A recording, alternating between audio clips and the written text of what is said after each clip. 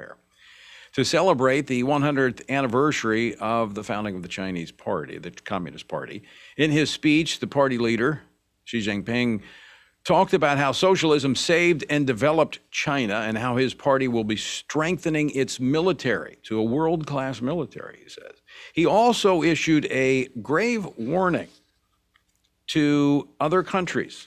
This is what he said: the Chinese people will absolutely not allow any foreign force to bully, oppress, or enslave us, or anyone who attempts to do so will face broken heads and bloodshed in front of the Iron Great Wall of the 1.4 billion Chinese people.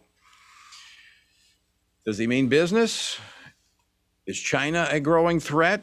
We're going to talk about it with Congressman Mike Waltz, who represents Florida's 6th Congressional District. He currently serves on the House Armed Services Committee. He is also a colonel in the National Guard, a combat-decorated Green Beret, and a former Pentagon advisor.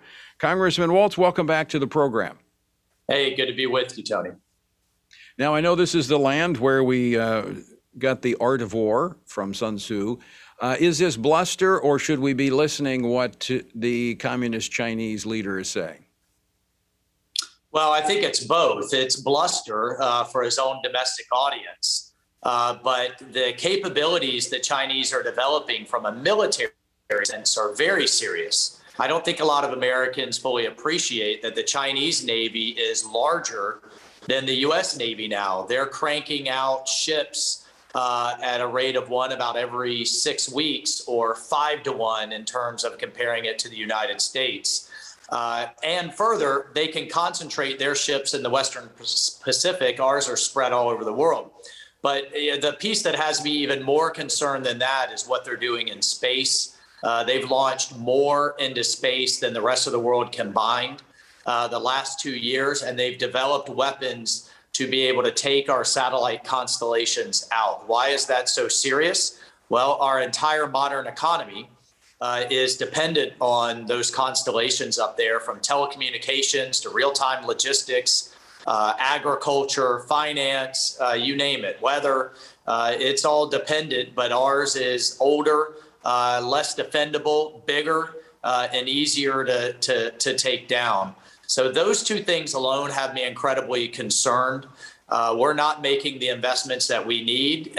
Frankly, in the Biden administration is taking us backwards after 4 good years of catch-up under the previous administration. Quick other piece to that. It is our money. It is Americans' money that is financing our greatest adversary that I think we've ever faced.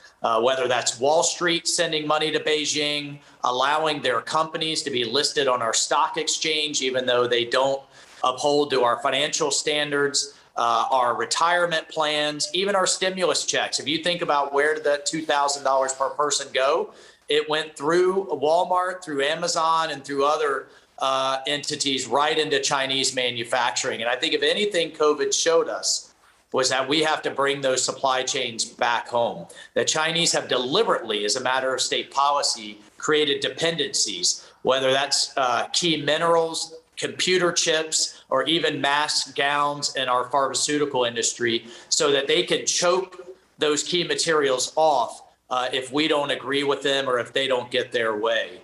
So I think we need a real wake-up call, Tony, as a country. And what I'm asking all Americans is, if you pick something up and you see made in China, put it back down. It needs to say made in America. That's not just a jobs thing. That's a national security thing going forward. I also believe, if I'm not mistaken, I was looking through this, China gets about $1 billion, I think, from the World Bank. Supposedly to lift people out of poverty.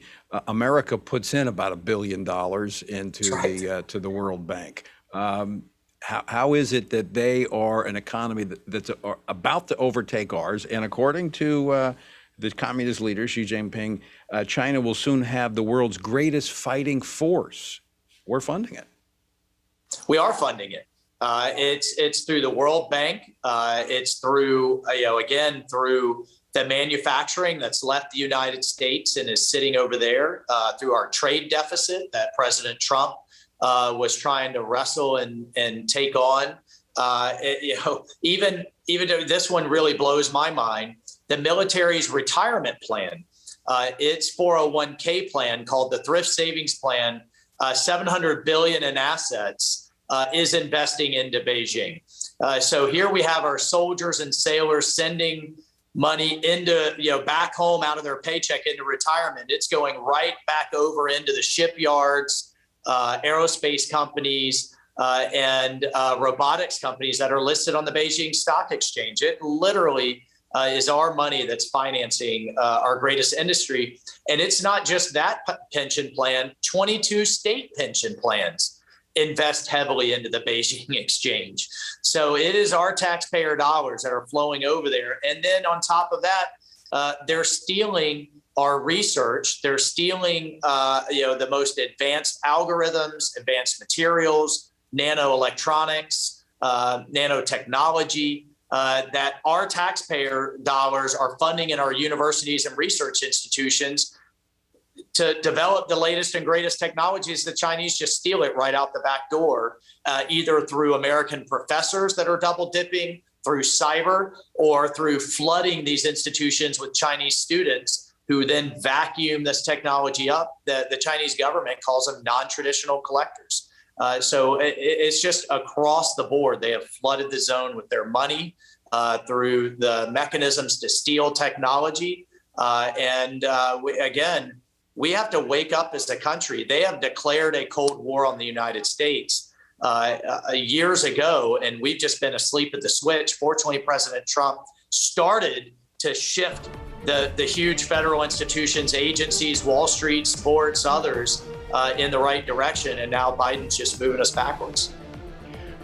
Congressman Waltz, we're up against a break, but I want you to stay right there because I want to finish this conversation because I have one word to describe what we're doing. It's called insanity. Why would we do this? I want to talk about that next, and also might try to touch on Russia because Vladimir Putin also issuing some threats to the U.S. What's behind it? Why this foreign aggression all of a sudden? Did they see something? My guest, Congressman Mike Waltz of Florida, member of the House Armed Services Committee, a colonel in the National Guard, and a Green Beret. Decorated, served, I think, 25 years. Mike, you've served 25 years in the Army, haven't you? I just hit 25 years, and I'm still going, still jumping out of perfectly good airplanes. Yeah, I stayed on the ground. Thank you for your service, and thanks for joining us. I want to move on to Russia, but I got a few more questions on China.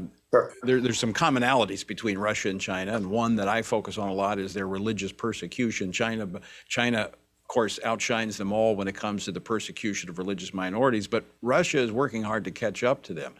Of course, my talking about China has earned me the sanction of China. They've sanctioned me, but don't have to worry about going to China anytime soon. The other aspect, you didn't mention this, and this is looks like an expansion of their nuclear capabilities. Commercial satellites have revealed about 116 new silos for ICBMs. Is that another part of Xi Jinping strengthening their military? No, that's absolutely right. Their nuclear modernization is in full force across the board. From new long-range bombers to new submarines capable of launching ICBMs, and then their actual ground-based ICBMs in Western China. They're looking to double the size of their nuclear enterprise. It will not come near ours in size, but you don't need that many nukes.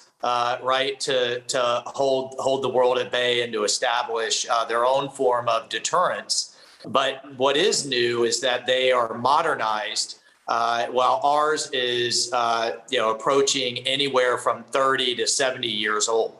We are woefully behind in modernizing our capabilities. The one of theirs that is most concerning is called hypersonics. Think of an ICBM that goes on a predictable arc. With that geometry, we can develop capabilities to intercept it. A hypersonic vehicle is maneuverable on a glide path that can, is very difficult to detect. And then number two, it falls at speeds that are almost impossible for our missile defenses to take out. So all of those things are again, adds to the mix of what Chinese are doing militarily. And what has me, very frustrated with Biden, at least this week, is that today we shut down our only air base, which is in Afghanistan, that it borders Western China. Oh, by the way, it also borders southern Russia and eastern Iran. Right. So that's our only base in the region. It has been traditionally used to go after half the world's terrorist organizations, Al-Qaeda, ISIS, and others in Afghanistan. So we'll have to deal with that terrorism threat, but it also is strategically located with great power competition for all three out of our four greatest adversaries. Well, speaking of Russia, yesterday, Vladimir Putin on a televised Q&A taking questions from Russians. I'm sure it was not staged, but he warned the U.S., saying that their world dominance, our world dominance, is over, and threatened to strike back if any quote unquote boundaries are crossed. I'm seeing a new aggression from our foreign adversaries. Am I alone in that? Are we seeing this? And is it because they perceive weakness in America's leadership? Well, this is going to be a repeat of exactly what we saw under Obama, because basically the number twos and number threes in the various agencies under the Obama administration are now the number ones and number twos. It's the same people with the same philosophy. Number one, they believe that if we're nice to our adversaries, they'll be nice to us back. And number two, the goal is to get people to the table, to the negotiating table, and they're willing to concede whatever they have to get to that negotiation. And our adversaries smell weakness. They see opportunity and advantage, and that's what I think you're seeing happen now around the world. It's a weakening of deterrence. They knew President Trump would hit them back and hit them back hard. We have the capability, but do you have the political will?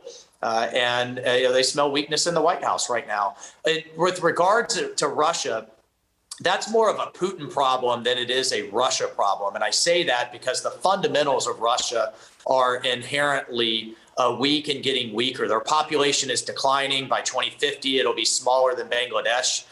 Their economy is incredibly poorly run by, basically it's a criminal enterprise. They're wholly dependent on fossil fuels.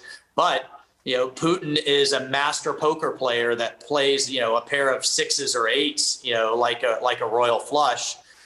He's completely, with Biden's acquiescence, now created dependencies in Western Europe with the Nord Stream pipeline. He sidelined our great allies in Poland and the Ukraine by doing so. He's modernized as well key elements of his nuclear enterprise. His conventional military is relatively poorly manned and trained, but he can get away with a lot with modern nuclear weapons. So he's playing a weak hand very well. Again, when deterrence isn't established, when we don't have peace through strength, and they smell weakness in the White House, they can get away with it. That's right. And even though he has a weak hand, sometimes that leads to some desperate actions and That's taking right. risk that others may not. And Congressman Mike Waltz, so great to talk with you. Tony, Thanks so much for joining us today. Always great to have you. All right. Thanks so